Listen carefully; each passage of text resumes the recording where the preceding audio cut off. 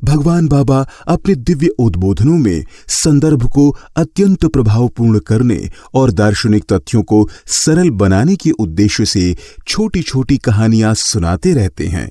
ऐसी ही एक कहानी अब हम सुनाते हैं, आइए। सच्चा वैराग्य क्या है? एक समय एक महाराज थे शिखिध्वज।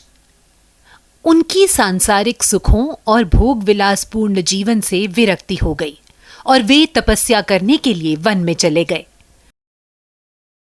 उनकी पत्नी का नाम चूड़ला था। रानी चूड़ला को भी वैराग्य भाव उत्पन्न हुआ, किंतु रानी ने अपने पति के समान उसे बाहर प्रकट नहीं किया।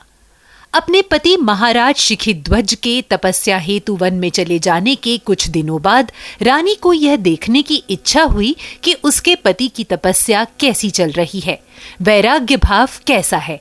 रानी ने पुरुष वेश धारण किया, काषाय वस्त्र पहने, गले में रुद्राक्ष की माला डाली, जिससे कि उसका पति उसे पहचान न सके, और वन में गई।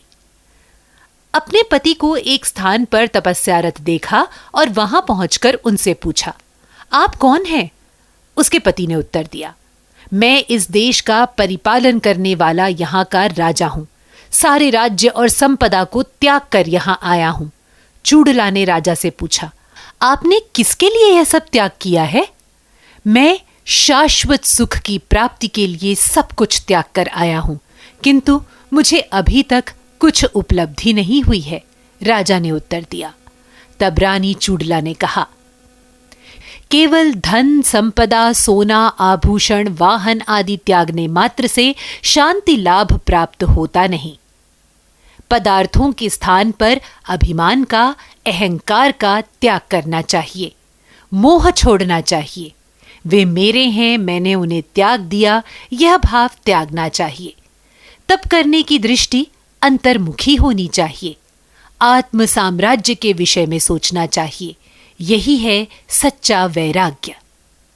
शिखिध्वज महाराज ने जब इस प्रकार ज्ञान बोध प्राप्त किया तो उसके प्रति गुरुतुल्य कृतज्ञता और सम्मान प्रदान करने के लिए जैसे ही पादाभिनंदन करने के लिए तैयार हुए, रानी चूड़ला अपने वास्तविक स्वरूप में प्रकट हो गईं।